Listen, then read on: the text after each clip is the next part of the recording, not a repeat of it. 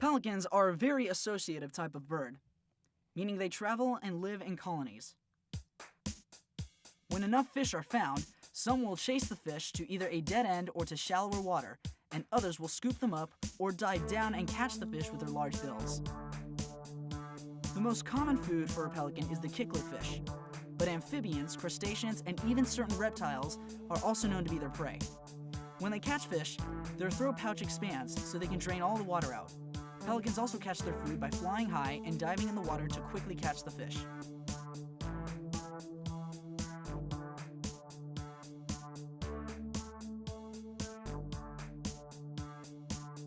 It is common to see pelicans fly just slightly above flat water, and sometimes right next to breaking waves. When a bird flies, air travels above and below the wing, and the pressure drops as the air goes faster and the lower pressure lifts the bird. When closer to the surface, a cushion of air is trapped below the wing. When pelicans fly above water, vortices are reduced, as drag is too. Whether a coastline, river, swamp, or lake, pelicans do not migrate, but will occasionally change location depending on availability of food.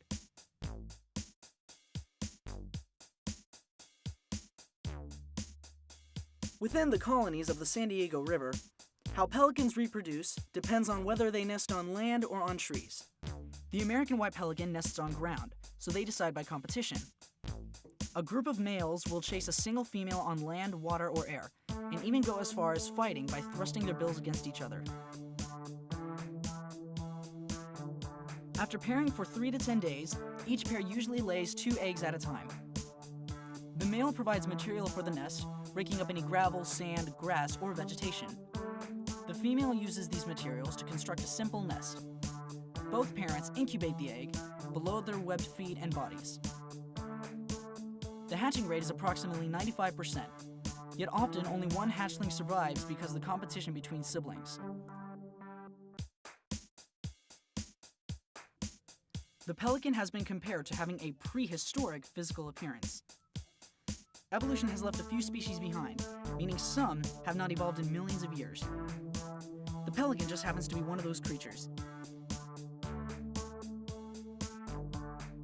In the 1980s, Antoine Louchard from the University of Lyon, France, discovered a pelican fossil in southeastern France that is shockingly similar to the appearance to the pelicans today. And it is estimated to be over 30 million years old. The only difference found was a slight change in size, with today's pelicans being a little smaller. Why there has been such little change in millions of years is not completely known, yet a few theories have been hypothesized. Mats Bjorklund, biologist and author of the Journal of Evolutionary Biology, has proposed that under natural selection, that pelicans have reached the greatest beneficial degree for their environment. Their beaks were a fitting optimum for their environment for over tens of millions of years. In a basic sense, the pelican's bill has been a successful trait in evolution. Yet, Louchard still believes that this and other theories still don't provide a full explanation.